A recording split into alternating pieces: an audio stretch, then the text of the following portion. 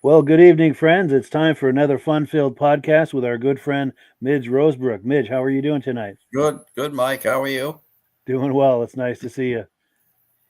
And I think these are catching on. We're getting a lot of positive feedback as we do them, and also after the fact. So I think we're catching on here doing these Sunday night, these once a month Sunday night podcasts. Yeah. Well, people that are interested in the history of the early days of snowmobile racing. Um, it's it's the beginning of the sport. If you're interested in snowmobile of any kind, trail riding or anything, it really the snowmobiles today all the improvements all began from racing. All goes back to that. Yeah. It all goes, yeah. So if someone Uh, has good memories of that, or if they're wanting to learn about that, we're hoping to be a good reference for people. yeah, Sure. And yeah. and that's a good segue into our topic for tonight. I'll put that graphic back up. We're here Yeah, to talk about the legendary Polaris racer Bob Eastman, and I'll just turn it over to you because you know a lot about him, certainly more than I do. And yeah, take it away. yeah, yeah. Well, Bob began working at Polaris when he was in high school. He would go as a welder after school and on weekends, I guess. And he was making like $1.25 an hour welding for Polaris. And when Polaris, when the Skidoo came out in 1959, and all the manufacturers at that time, like Polaris and Arctic Cat, running rear engine snowmobiles. When they found out how well that Skidoo worked with the engine in the front, they all changed their sled designs to basically mirror the Skidoo. And Polaris, of course, is one of them. And they had to test drive those sleds to make sure they wanted to see what was going to break on them before they could sell them to the public. Hmm. Well, Bob, being a young guy, and some of the other fellows that lived around Roseau, they were hiring them as test drivers. And so they told him, they would tell them to take sleds out, and run them until they broke. Bring them back, see what broke, and we'll reinforce that. So that's basically how Bob started. He was a welder, when they were producing the sleds, and then when the snow came, he became a test driver. And one thing led to another, and people started racing, and they started promoting racing events around the country. So Bob became part of the Polaris racing team, and Randy Heights, his brother-in-law, was one of the team members, and they had like 3 or 4 members of the team, and they would go to these different events and race the sleds, not only to show the public what the sleds look like and show the public how they performed, and they also, it was a proving ground for the sleds, for the future sled designs and innovations. Basically, that's why racing uh, happened, because of some of these manufacturers wanted to get their brand out there, and it was a twofer. They got the exposure, and they also got to figure out how to improve the machine. Yeah, for the engineering side of it, absolutely. Yeah, the engineering side of it, and of Yeah. course the sleds today, the long travel suspension and IFS and everything, all was derived from racing Hmm. and snowcross. So and Bob was at the forefront of that, and began racing around probably 1964, 65. Hmm. And he came here in 1966. He and Randy Heights were the first factory team members to actually race at the Grand Prix in 1966. And that was the first year that the Grand Prix was at the fairgrounds. And it was also the first year that the big Kilkenny Cup was in play. And so he came and raced against us Eastern guys. The Timberland Machines crew kind of shut him out for the first time. He came out here. Bill Buckland and Bob Fortin were the first names on the Kilkenny Cup. So Bob Eastman didn't do quite as well against the Timberland sleds, but then he came back in '67 and proved that he was the best cross-country racer of his generation, because he cleaned that cross-country course, and he came back to the fairgrounds 10 minutes ahead of the rest of them. Unbelievable. Leaned back on his sled and put his hands behind his head and leaned back. He says that was fun. And some of those guys came dragging in, one ski, sleds all stove up, came back all beat up. And there's Bob sitting 10 minutes ahead of the rest of them. So, wow. Yeah. And so began the name the what am I trying to say? What eventually made him a legend. The legend in the making right there. With a finish like that, that's a legend in the making right there. Absolutely. Yeah. Yes. Yeah. He left an image of sportsmanship and camaraderie and just the gentlemanness of the man. He left an image that when he left town, everybody couldn't believe what a nice guy Bob Eastman was. That's amazing. Yeah. And with that thought, I want to encourage people to leave comments tonight. If you have thoughts or stories, personal encounters, anything like that to do with Bob Eastman, please leave some comments for us. And we do have some comments that have come in. I'd like to look at them real quick before we continue. Our good friend Mike Whiteside is here saying, howdy, boys. Nice to see you. Also, our good friends Stacy and Art Fosler are here saying hello from Platkill, New York. Nice to see you. Appreciate you being on. Snow STM. I'm not sure if I'm reading that correct, but good evening, gentlemen. Nice to see you. Our good friend Midnight Rider here saying good evening all. Raining here in northwest Minnesota. That is a bummer for the snowmobilers for sure. Also, our good friend Tim Bewick is here from Marlboro, New York saying hello. Nice to see you.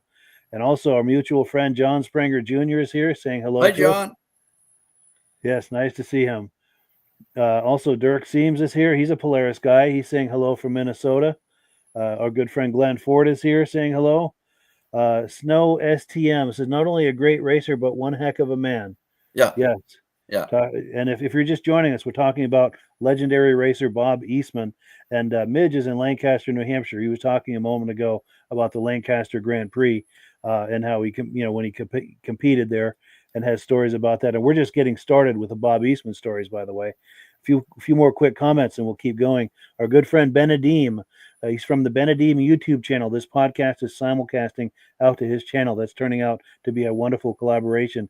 Eric is saying, good evening, guys. Looking forward to the show. Glad that you can be here. We appreciate it. Chris Plouffe is here saying he's here from Minnesota, Salol, Minnesota. Ken Rozier is here from Warwick, New York. Nice to see you.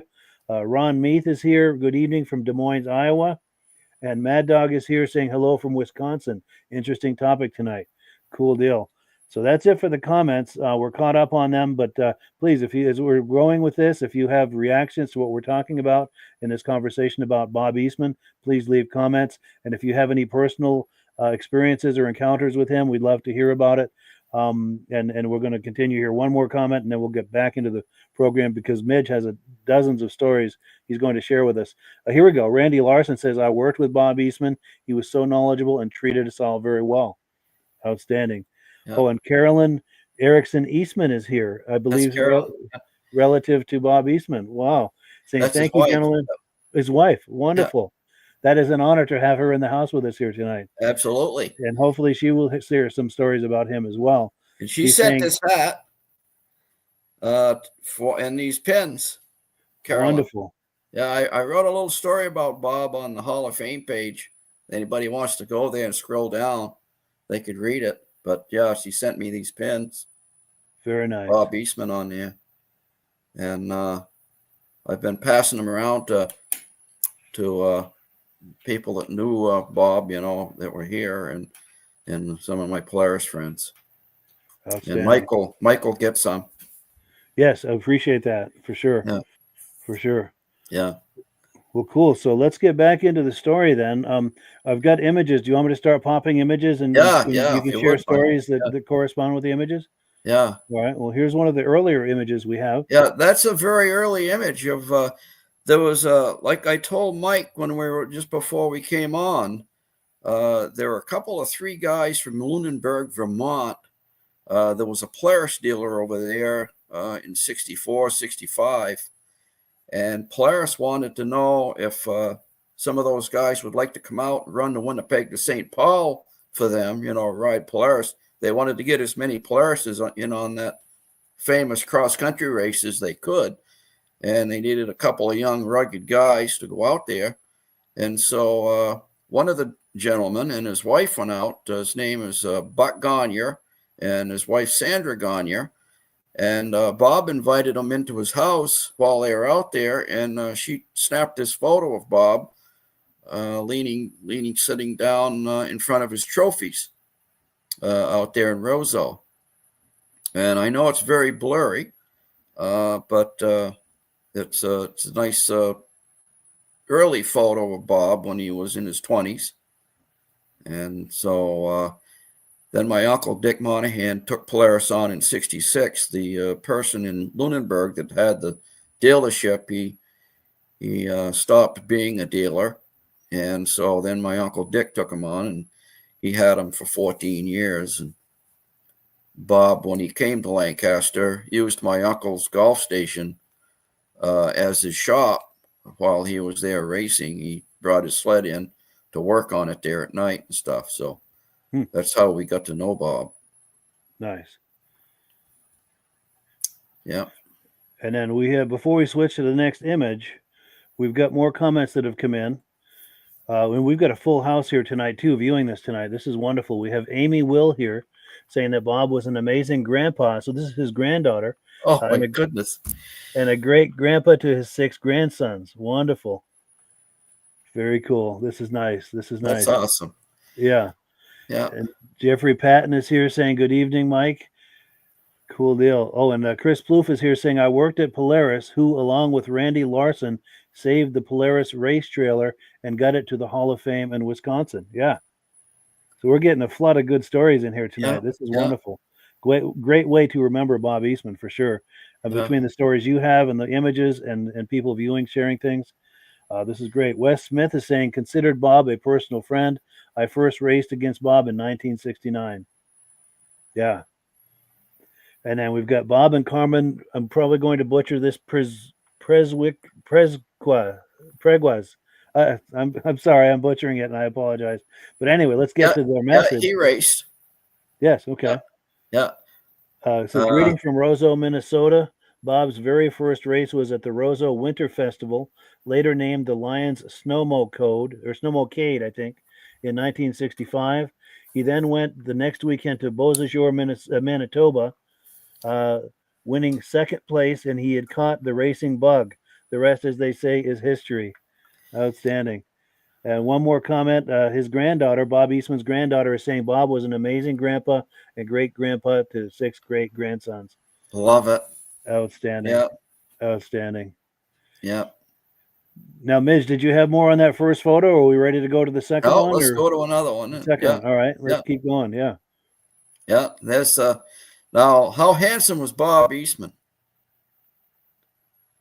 Yeah, very nice looking man for sure. Yeah. Yeah. If you're going to have a guy racing sleds for you, you want somebody to look like Bob Eastman. Yes. Well, Bob Fortin, who was very handsome. Sure. Racing for Timberland Machines. So some of those guys were really good looking guys. And Bob was 6 foot anyway, maybe 6'1". And yeah. It makes that podium situation all the more sweet when there's nice people up there. Yeah. And he had a row of teeth that, put any dental office to shame. Yes. Yeah. He had a great smile. Yeah. Yeah. And I painted my helmet. I had a Polaris metal flake blue helmet like this one. Hmm. And I had to paint my name on the side of the helmet, just like Bob did.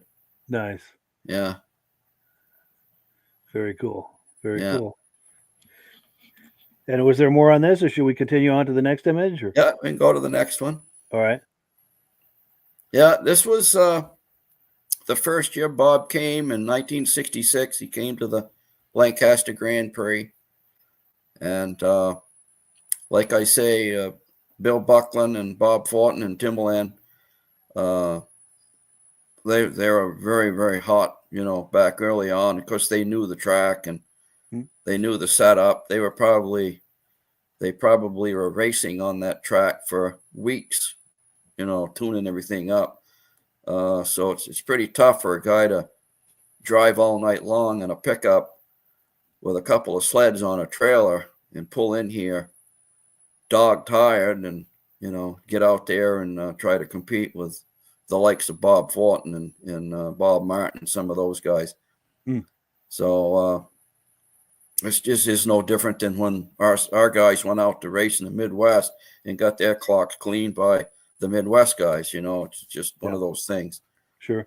But yeah, this is when Bob won the jumping contest that year. I think he jumped 48 feet and change and won the jumping contest. And so he was there to pick up a trophy. Nice. Yeah. And we'll have that image a little later too of the jumping contest. Yeah. Yeah. But go ahead. Yeah. Please continue. Okay. Yeah. So he first came to town. He had to have a place to work on his sled. So he pulled up to the golf station, my uncle's golf station, and walked in and wanted to know if he could use his facilities during the Grand Prix. Dick immediately said, yeah, go ahead. So, so he used his shop. And so the only time I saw Bob that weekend was I came down and they had a parade up and down both sides of Main Street. And Bob got in the parade with his race sled. And he went by on the sidewalk, and Dick told me that his name was Bob Eastman, and he came here to race from Minnesota on a Polaris snowmobile. And that's the first time I saw Bob. But then, of course, I got to know him a little better later on. But yeah, that was the first time he came to Lancaster right here. And I think this is at the Armory. I think they did the trophies at the Armory before they did the Lancaster the motel. Sure. First couple of years they did it there, which is right next door to the fairgrounds. Sure. Yeah. And then we've got an interesting comment that's come in. Let me put up this on the screen here. Bob and Carmen Preziquas. Maybe I'm close with that. I hope so. But anyway, said Don Kofstad did all of the freehand printing on the Polaris race team helmets and the race bands. Very wow. Writing. And I'm going to go back to that image of that helmet. I'm presuming this is what he's talking about. Yeah. That he did those the graphics on those helmets. Yeah. Yeah. Of course, it was only a couple of years into racing when people started actually wearing helmets. I can remember when they were racing with stocking hats. Wow. Yeah, back in 62, 63, even 64. Bruce Dunham told me that he was one of the very first people on the racing circuit here in the East to wear a helmet. Wow.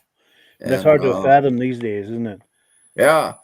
Well, of course, they, back then, the early going, they were probably only doing 25, 30 miles an hour. So, sure.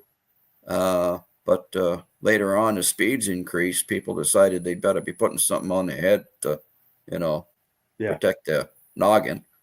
For sure. And, so some of the really big teams, the ones that are putting a lot of money into stuff, like the distributors and the factory teams, they wanted people to know who their guys were out there on the track, so they had them put their names on the helmet. Yeah, And as Yeah. it turns out, a helmet is a nice open space where you can put either someone's name or a corporate graphic or something. Right. It's a nice Right. billboard there to help promote whatever it is someone's Well, trying there's to a guy promote. behind Bob there, and you can see The part of it, Ski-Doo. the skidoo. Yeah. You can see the SK there, so Mm, it advertises the sled right there. for sure. Yeah.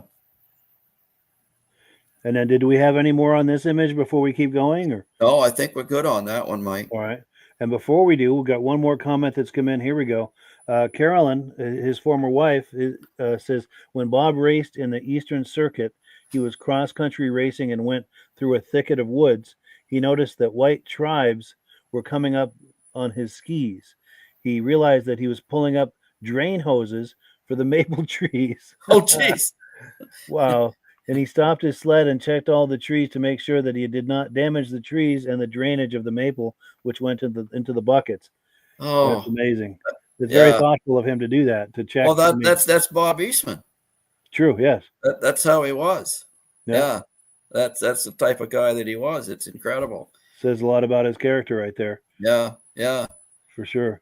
No, and he stayed with Polaris his entire career. Now, Mm, a lot of people, they change sled brands, whichever's the fastest sled for the year. If they raced out of Cat one year and Mercury happened to be fastest the next year, they'd go to Mercury. mm, Some of them went from out of Cat to Skidoo. Some of them went from Polaris to Skidoo. Bob Eastman started his career at Polaris and finished his career at Polaris, even though I don't know this, but chances are he probably was offered pretty good money by other companies to try to entice him to maybe go over there. I would But imagine as his he stuck with reputation Polaris. developed, sure.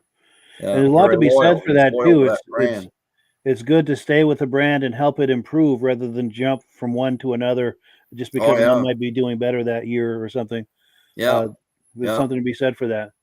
He worked hard to put the best sled on the track that he possibly could. Worked Yeah, many late hours. for sure. Yeah, And then we've got this image here. yeah. This is in Lancaster, by the way.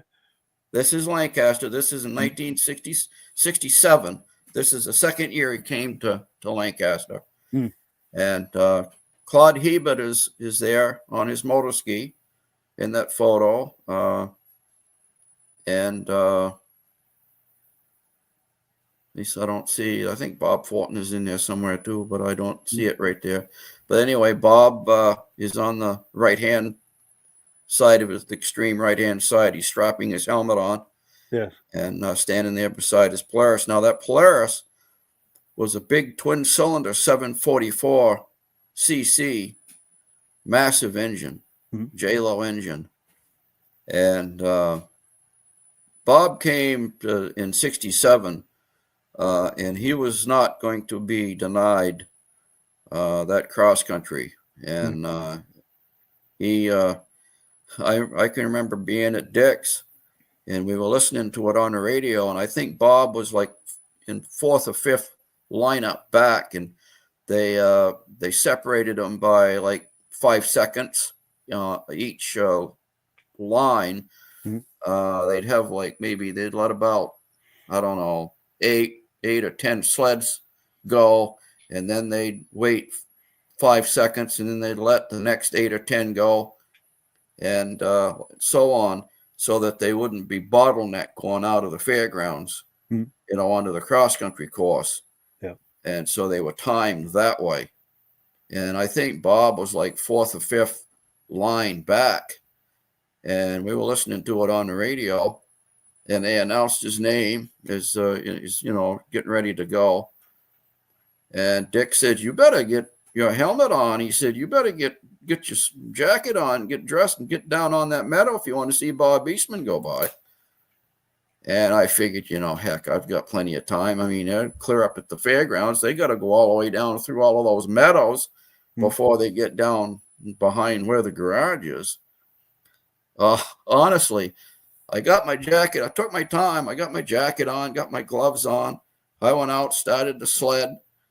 I dipped over the bank behind Whitney Motors, and I saw a flash of snow, just a big blur of whiteness ducking into the woods at the end of the field down back there. It was Bob Eastman. Flying by. He had passed every single sled in front of him. And they claim when he came up across that meadow in front of the Catholic Church, they took out a couple of sections of fence so that they could come up. And there's a steep bank at the end of that field. And they claim, eyewitnesses said that Bob cleared Main Street on that Polaris from snowbank to snowbank in front of the Catholic Church, never touched the road, and kept on going. Now, we're talking about a sled with maybe 3 inches of suspension travel at the most. Yeah. You know, amazing. And he covered that 26-mile cross-country course, which is very grueling. A lot of it was on the power line, very, very rough course.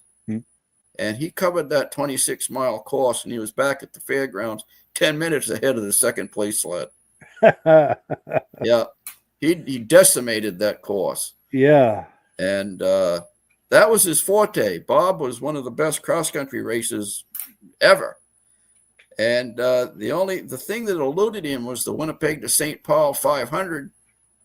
And in 1968, the year after this was taken here, in 1968, on the last leg at the Winnipeg to St. Paul 500, Bob was running second to Dale Cormick and Zardacat. And Dale had clutch trouble. Now, Zardacat was using the Polaris clutches at that time. And the clutch froze up or something, and something happened to it. And he didn't have a clutch removal tool. Here's Bob running second. Now, most people would probably not take a clutch removal tool and walk up to the first place Zardacat and hand it to him and say, you need something to take your clutch off with. I got the tool right here. And so Dale changed clutches, and guess what? Dale won the race, and Bob came in second. Wow. Now, I understand that I don't think that some of the Polaris higher-ups were really all that enthused about Bob being such a sport about the whole thing. I think they wished he probably kept his mouth shut, and maybe he'd have won the race, because if Dale can't, if he can't get his sled going, Bob running second, Bob would have won. Yeah. And but Bob got such good press from that it ended up, benefiting the company tenfold, I think. And that solidified Bob's sportsmanship. Yes, and his character. Right there, that just about that made him a legend. Yeah, when he did that, nobody could believe it. Nobody could believe anybody would be that kind in a race. Yeah, for sure. Because in a race, most cases, everyone's looking out for themselves. Right. And yeah. Well, I mean, I'm not going to say that people, like, if you needed a wrench and you went next door to a competitor and asked him if he had a certain size wrench, certainly they're going to give you that wrench. Yeah. But in this situation, on the last leg of the 500, and they were just ready to take off for the morning. It's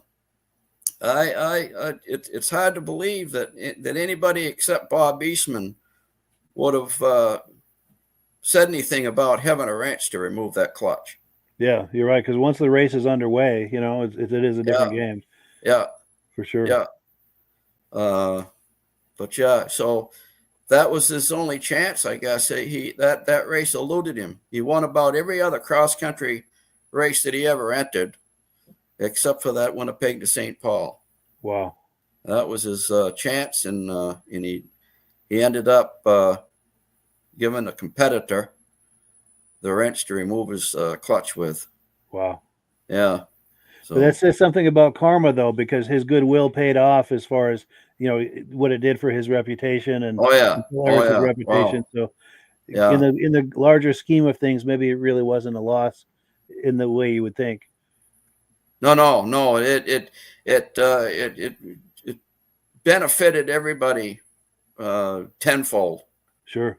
It In the race solidified itself, Bob's his character and his sportsmanship. character and sportsmanship. Yeah, Yeah, that's amazing. And he didn't stop there. It's something that he did his entire life. But it's how he was brought up. He was a farm kid, Minnesota farm kid, and he had a very great upbringing, and it's just he was an amazing guy. For sure. Yeah. Now, we do have more comments coming in. Let's take a look at some of these. We've got our good friend Ben from Vintage Mini Bike Lovers here in the house. He's saying, hello, everyone. From the sound of it, those cross-country races separated the men from the boys. Oh, sure did. Yes. And the also, sleds from the toys. Yes. Yeah. Definitely. And also a quick word about our friend Ben from Vintage Mini Bike Lovers. He and I do a Vintage Mini Bike podcast the second Sunday of every month.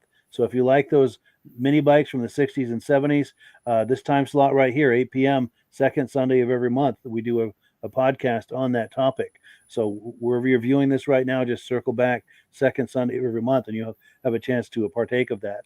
Now, we've also got another one of Bob Eastman's grandchildren here. We've got Haley Eastman here. His grandpa was such an amazing family man, and we always enjoyed getting to hear him tell stories about his racing days. That is wonderful. Yeah. And then, pardon me, Carolyn Erickson Eastman is here saying the engine was talking about this sled in the photograph here. The engine was large inside the hood of this photo. Because of this, at one of the pit stops, he told his crew to punch larger holes through the vents to cool the 744cc engine. Yes. This was the design that turned into diamond vents that were larger for the next model year for ample cooling on the engine, with the engineering change order changing through production year. Yeah, absolutely. Yeah, that's an amazing. Bob was an innovator. Well, you know about farm kids, Mike, because you grew up with them. Yes, you have to fabricate things, and they know how to build things. Yes, they know how to fix things. They know how to invent things. Just to get through the day, in most cases, you have to fabricate something or improvise something. Yeah. Just to get through the day to finish your job. Yeah. That has to be done by sundown. That's right. And that ethic carried over to manufacturing can pay dividends, serious dividends. Carolyn's right, too. That 68 race sled had that big open grill in the middle to let tons of air in. If you notice his sled right here, he took the headlight out, see? Yeah. For better cooling. Airflow, sure. Yeah, better airflow. Yeah. Now we've got a couple more comments. We've got Jim Haug here saying, one of my childhood heroes, talking about Bob Eastman. Yep. And part of my reason for going north to work for Polaris at Roseau. Blessed to be able to call him a friend, one of the most genuine people I've ever met. Yeah. Yep. And then one more comment. Colin Spencer is here, going to check out some vintage sleds tomorrow. Outstanding. Yeah. Well, cool. Now, Midge, any more on this photo here before we move on to the next one? Or? No, I think we pretty much covered that. Yeah. Okay. Excellent. Yeah. Well, let's see. This one takes us up into the air. Yeah. No, that's his 744. And Bob also put a gas tank on it. You can't see it in this photo, but where the backrest would be on a consumer model, Bob built a gas tank back there for extra fuel, because that big 744 would lap up the gas. Pretty thirsty. Yeah, and it also balanced the sled better too, because now you got some weight back there to counterbalance that heavy engine. And you can see right there how nice and straight that sled is in the air. Yeah. And Now, this was at Lancaster. This was at the jumping contest in Lancaster. Mhm. And, of course, that was the year that Bob Thornton won the world record, 67 feet, 7 inches. And but I think Bob was like maybe third, fourth, somewhere in there Mhm. with his jump. But I can see why that probably cleared Main Street when he came up across that meadow. Yes. You know, but that's what that sled would look like airborne. I'll bet that was interesting to anyone who witnessed that jump across the road to see something like this going over the road. Oh yeah, yeah. They never saw anything like it in their life. I mean, come on, you know, it's these guys were a little bit crazy.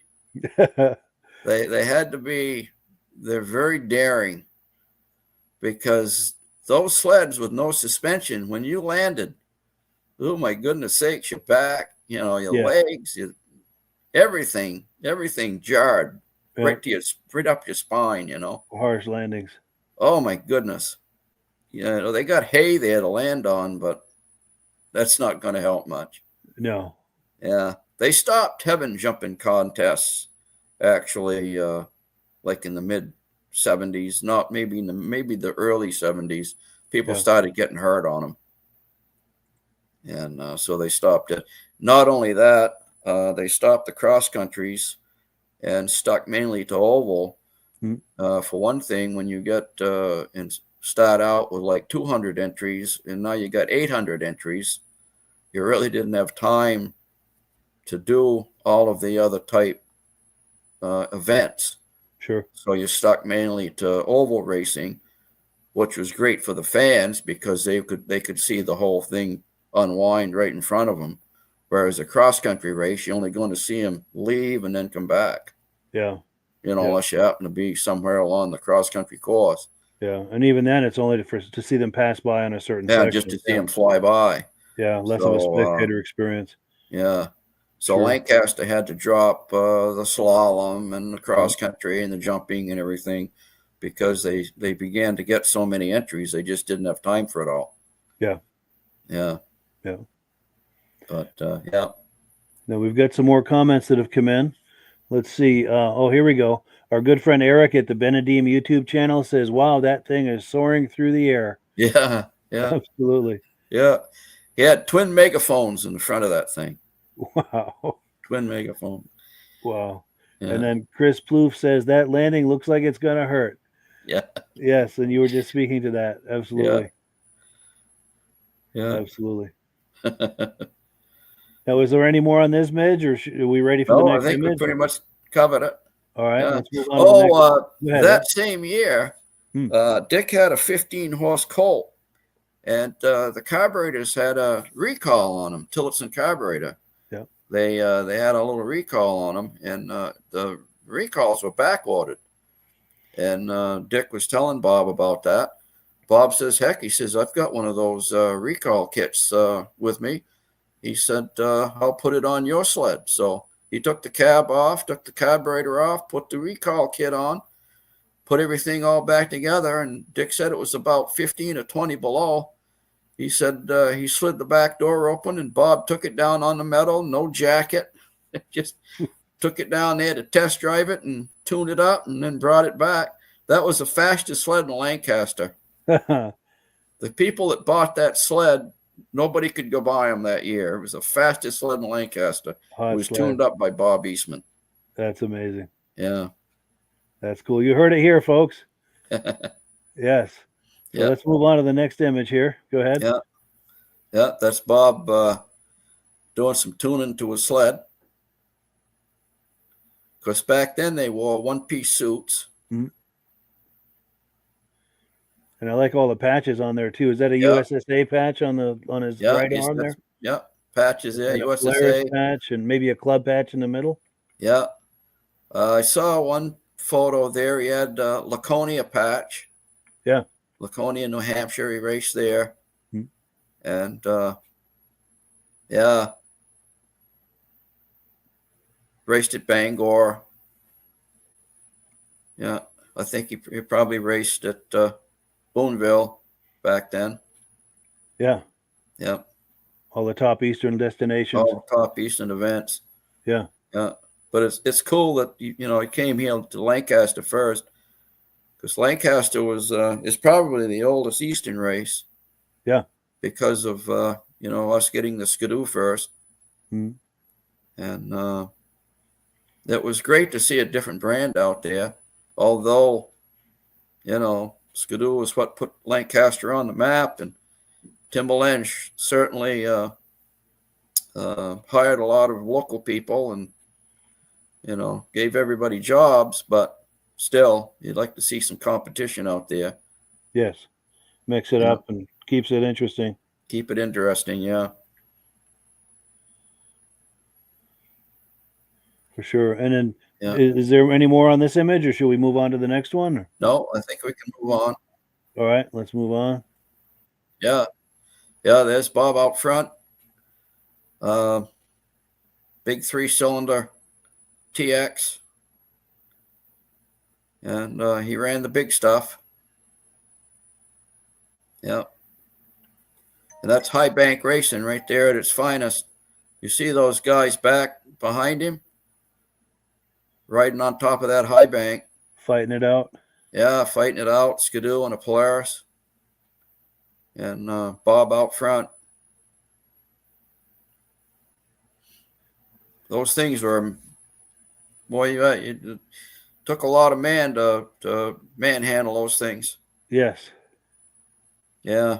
Yeah, these days the suspension does a lot of that for you, but back then it was all body English.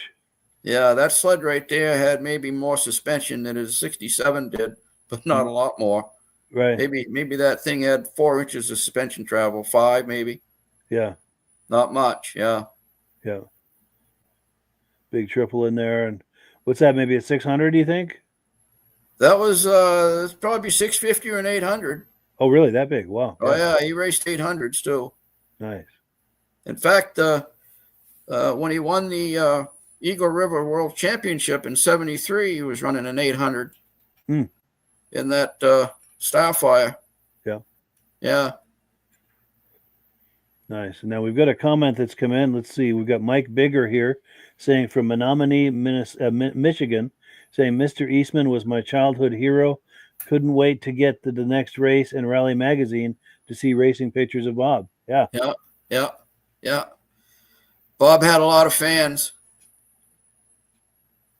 Yeah. Very cool. A lot of fans. And well deserved too. Yeah. Yeah. He earned that. And he earned his fans. Yes. Yeah. He if some kid came up and wanted an autograph from Bob Eastman, Bob would take him around and make all the other guys give him autographs too. Nice. That's cool. Yeah. Oh, yeah. That's amazing. Yeah. He always, anytime we went to the races when they came east, he always knew Dick Monahan's name. Even if he hadn't seen him for 2 or 3 years, we'd walk up to the race van and he'd jump down and shake his hand and say, "Hi, Mr. Monahan." I mean, he had a terrific memory. And one time when we were in Bangor, it was in 76. And we went up to the van and Bob was up in there. Bob also, they always had a big thing of chili going up in there simmering, for the guys when they get done racing, something to put something warm in their stomach. So they always had a big kettle of chili going up in there. So Bob, I guess he was a pretty good cook, and they claim it was really, really good chili. And anyway, Bob saw us and asked how things were going. Well, Dick mentioned that we had a customer that broke a crankshaft on his 340 TX. And he said, "MIDGE here." He said, "I had to take the crankshaft out of his own TX that he was running for the season and put it in the customers." He says, "No, MIDGE hasn't had a sled for 2 or 3 weeks." He said, the shafts are back ordered. Bob's puts his finger up. He says, "I'll be back." He goes up into the front of the race trailer. He comes back with a brand new crankshaft in plastic, hands it to Dick. He says, "It looks something like that." Dick said, "Yeah." He says, "There you go." That's amazing. So when we got back, I got going again. That's cool. Put Took the care of you. crankshaft back in my engine. That's nice. There's little things like that Bob did, just, yeah. Yeah, shows he was a decent guy. Yeah. Thinking about I other mean, people. he could, any other team, I don't know, maybe they wouldn't, they might wanted to hang on to that in case they broke a crankshaft. Yeah. But Bob was all for the Polaris brand. He was very loyal to the Polaris brand. Yeah. And boy, he was an innovator. A lot of that stuff was because of Bob. A lot of inventions and stuff that was, that RXL.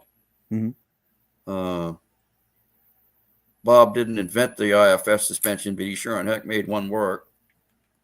Wasn't it? I think if I remember the story correctly, didn't he see that first suspension on the ski rules in Lancaster, and He then did, yeah, he we did. need to do something like that with Polaris?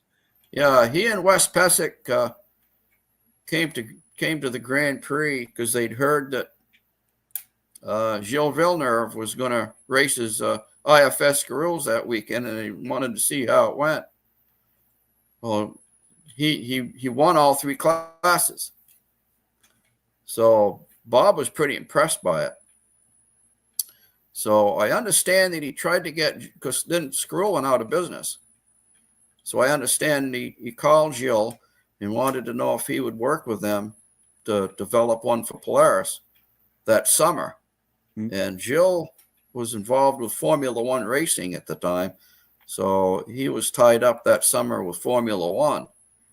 So then he calls up Gordon Rudolph, who was dabbling with the IFS for a couple of years there with some of the older chaparrals. And he had pretty good success with it, but he didn't have very good engines. So Gordon helped those guys with that project. But after they went up to Alaska in 1976, December of 76, I guess, or you see, maybe earlier than that, they went up where the snow was and the ice was. And just preseason, they were testing those IFS sleds up there very secretly. They didn't want anybody to know they were going to have one. And when Eastman started clocking the times on his stopwatch, the speeds that those guys were going around the racetracks up there, he couldn't believe how fast those sleds were with all that IFS. They were going around those corners like unbelievable. Wow, he knew they had something. When he took his stopwatch and clicked it a couple of times, he says, man, he went to the nearest phone booth and called up the R&D department back at Roseau. Those guys were waiting to find out how they performed, He called them up. He says, boys, we got them. Yeah.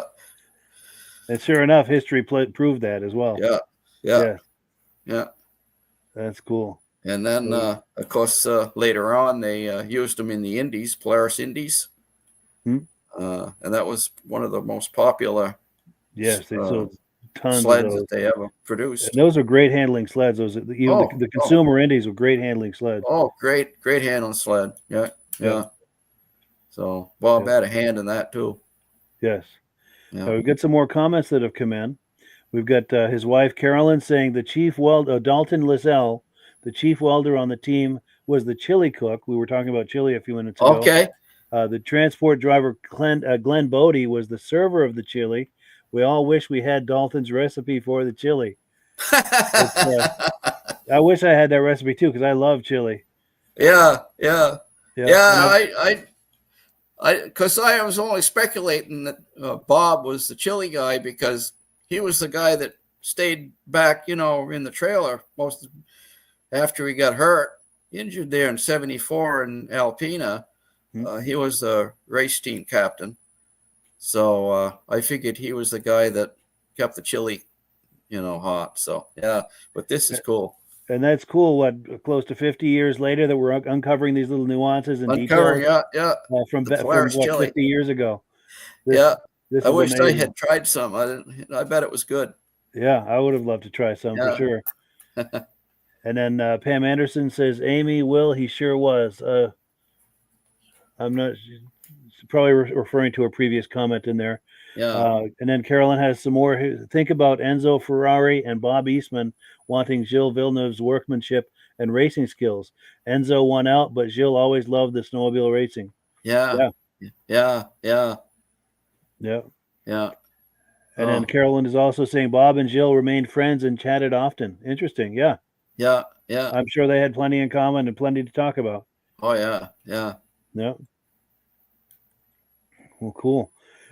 We've still got more images. Are we ready for more? Yeah, let's do some more. All right, let's pop the next one on the screen here. Yeah. This was at, what did I say, Rhinelander? Yes. I think it was at Rhinelander. Was it Ironwood? One or the other. Anyway, it's the first, I believe it was the first USSA World Series event.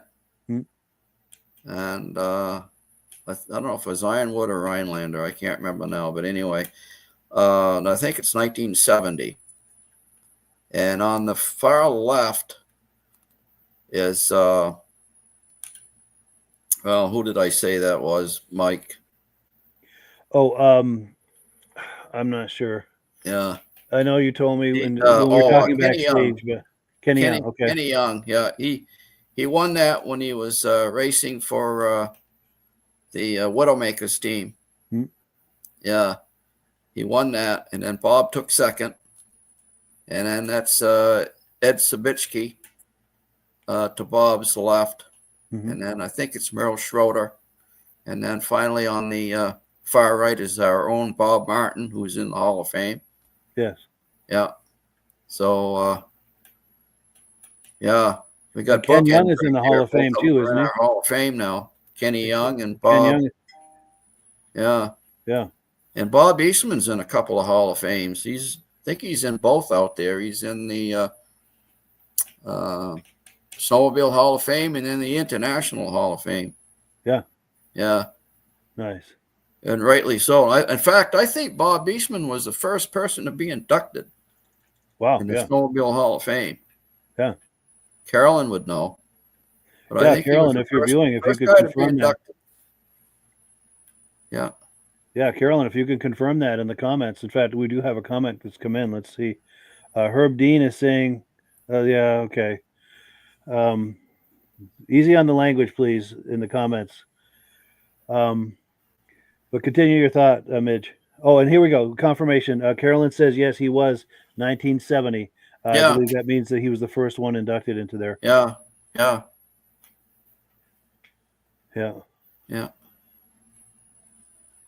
But and any more on this image? Shall we move on, or are we still more on this? All right, let's move on to the next image here. Go ahead. This is in 1971 when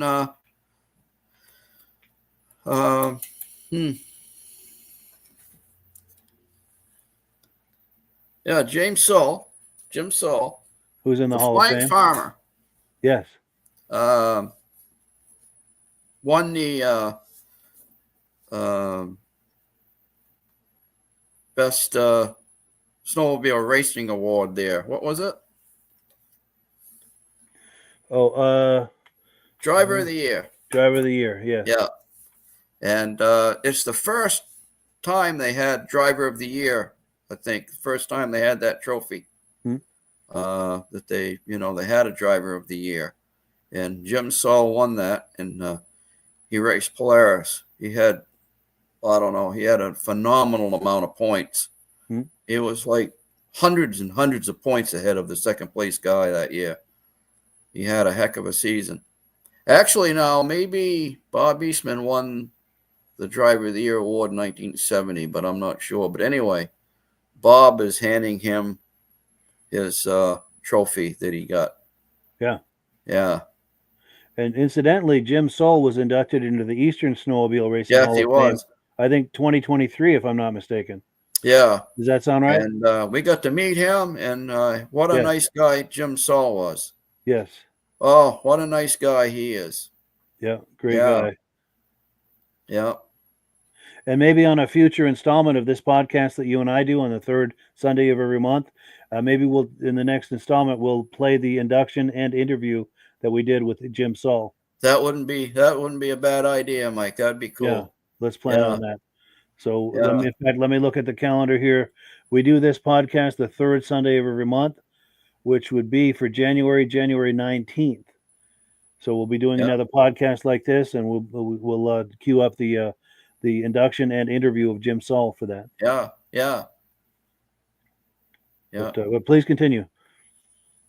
Well, 1971 was a banner year for Polaris. In fact, our own Bob Clark was the race team manager for the Polaris East team. And he sent more team members to the World Series in Boonville that year than any other race team. And he was awarded the team manager of the year that year. Also in 71, Lancaster won the best race venue of that year, awarded to them by the USSA board members. So yeah. Yeah. And does that award still exist anywhere? Is there? I Is that don't on think display in the so. museum or? Yeah. Bob's award, I don't know. I don't know. I can ask Muriel sometime if they maybe give him maybe the plaques or something is what he got, but I'm not sure what he did get for that. But yeah, be interesting to see that. Yeah. But Jim Saul even said that it was really quite an honor to have Bob Eastman handing him that trophy. Yeah. Yeah. For sure. That's a moment for sure. Yeah. And then we've got another comment here from Carolyn saying the Hall of Fame at the time was in 1970, which was located in Minnesota. It moved over to Wisconsin years later. The Minnesota Hall of Fame burnt down. She says she has the glass trophy. Les Pence or Dave Gunther could tell you the location of the former Snowmobile Hall of Fame in Minnesota. Yeah. Wow. Interesting. And I have Dave Gunther's contact information. Maybe we could ask him about that sometime. Yeah. Thank you for that information, Carolyn. That's excellent information. Yeah. But yeah. Now we've got more images to look at. Was there any more on this one, or? I think we pretty much covered We're this good on one. this one. All right, we've got two more images to look at, and turns out well because we're about to the top of the hour. We go a little over the hour, but it's working out nice with the time. Let's see here. Here's the next image. This is Bob got seriously hurt in January of 1974 in Alpena, Michigan, and he broke a vertebrae and injured, some back ligaments really bad. He was in tough shape. It was a bad wreck. He coming down the main straightaway, I think. He was doing about 80 miles an hour, and the steering mechanism broke on his sled. Well let go, I guess, and his sled veered off the course into the snowbank, and it threw Bob off, and the sled continued. It flew through the air about 150 feet, landed in the parking lot, and then caught on fire. Wow. And they took Bob to the hospital, and they guess they operated on his back, and the operation came out okay, but then he developed a blood clot in one of his lungs, and they put him in the ICU, and the blood clot actually passed through one lung, through his heart, and into the other lung. And the doctors at the time said that that's the first time that a human being ever survive that type of injury. Wow. As far as having blood clot passing through your heart, said it never happened. Said it's the first time anybody ever survived something like that. Wow. The Bob always kept himself in excellent shape anyway. Sure. And he made sure his team members did too. Those boys were in best shape you could ever be. Yeah. They were Maybe skinny that helped him guys. to survive that. They were nothing but muscle. Maybe being in excellent shape helped him to Excellent survive that. shape. Yeah, that probably helped him Yeah. to survive that. Yeah. Yeah. And so yeah, yeah. So anyway, this he stopped racing, and he just from then he was just a team manager. Yeah. And team captain. Yeah. It's good he stayed involved in it at least. Yeah. Oh, stayed involved right up until he retired. I think he retired 95, maybe somewhere up in there he retired. Yeah. But I think he always kind of dabbled in it. I think he used to go back to the shop often and talk to the guys, and yeah, he Yeah, loved I would it. think I mean, after a he loved what he lifetime was of doing. You after a could tell he lifetime loved of what he being was doing. involved, after a lifetime of being involved with that, it's probably hard to make a complete break from it, I would think. Yeah. Yeah. I think they suggested that he not race because of his back, Sure. And everything. It just, and I guess it damaged his lungs too. Yeah. And, well, lucky to have him. I mean, Yeah. lucky that, he survived that blood clot deal. Yeah. He might have been another statistic like so many back then that were killed, from snowmobile racing. Yeah. Yeah. Yeah. Wow. But he went on to great things. Yeah. Yeah. Yeah. Well, great. And then if there was nothing more on this, we've got one last image. Are we ready for the next one, or is there any more on this? Ready for the next one. All right, let's do the next one.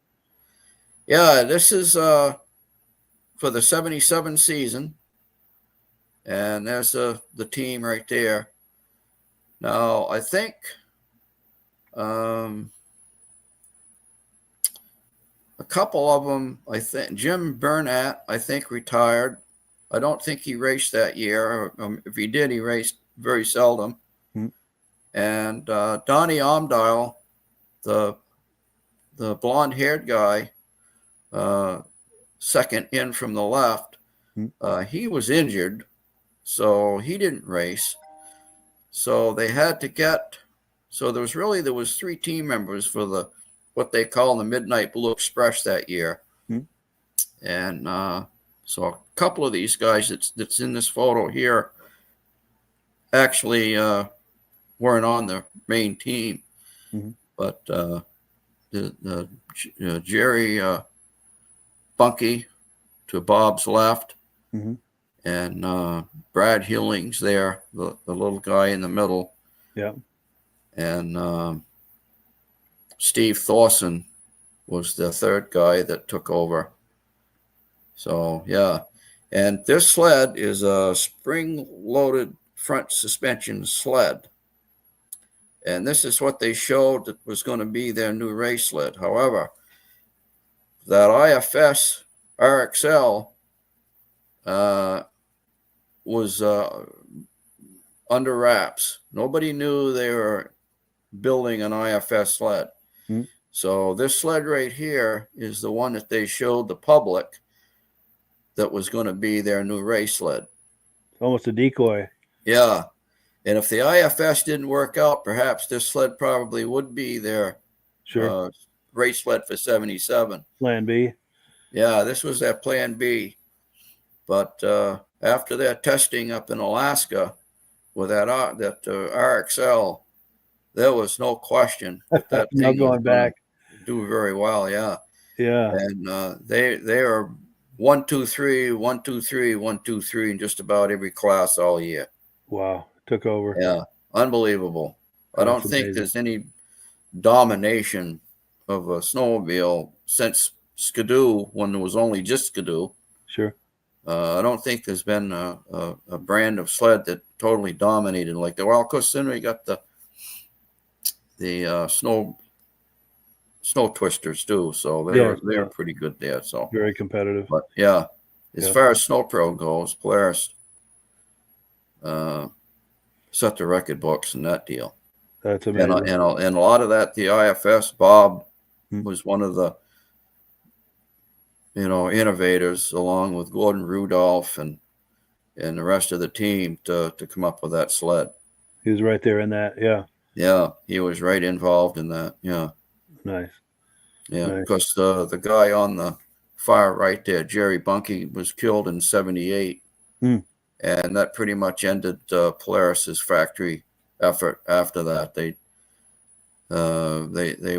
would do is they would help out the independent racers. Yeah. But to have a full-fledged factory team after Jerry was killed, they pretty much dropped the team. Yeah. Yeah.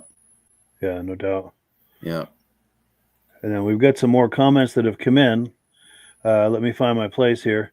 Here we go. Our good friend, our mutual friend, John Springer Jr. is here, says another great show. Thank you for the awesome history of Bob. Cool. And we appreciate that you're here to be with us on this. John is a good friend of both of ours.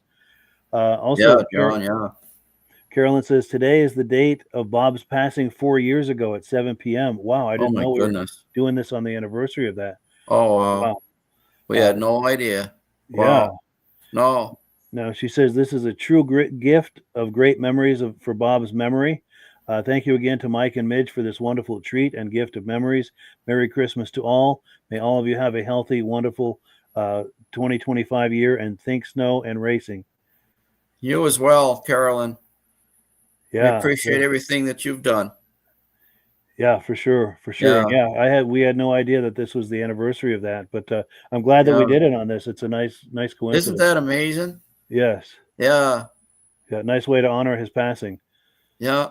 And then we've got Rod Eastman here saying, I remember when Dad came home after that accident, he wore a back brace for a long time, and my mom and sister Penny and I had to help as best we could. Yeah. Wow. Yeah. And then let's see, we've got Ryan Erickson here saying, one of Papa's grandsons here. And as a current Polaris engineer, I often reflect on what would Papa do when making decisions. Stories you're sharing are a treasure and reinforce how great he was. Wonderful. Yeah, nice to have so many of his family here. Yeah. And then, here's a comment from Jim Haug about Jerry Bunkie. His friendship with my dad was the other reason for me following my career to Polaris at Rosso. Yeah. Yeah. And then we've got Mad Dog here saying, thanks to the two of you for keeping all of this history alive. I love hearing the old stories. Have a good night. Well, thank you for that. Yeah. And then Ryan is saying, also, when Papa was watching me race motocross years back, he had to tease me about how much suspension we have nowadays and how little he had. Yeah, for That's right. The suspension travel back in the day was minimal. Yeah. Just a few inches. Yeah.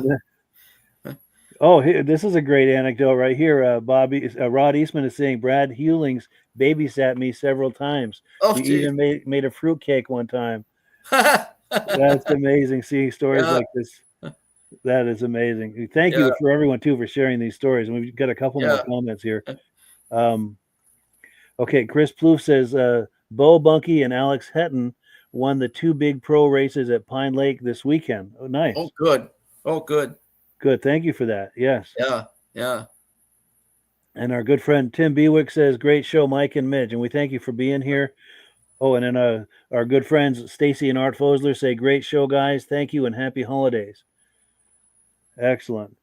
So a couple of quick housekeeping notes before we wrap it up. Let me change the screen here so you can see our faces, our smiling faces.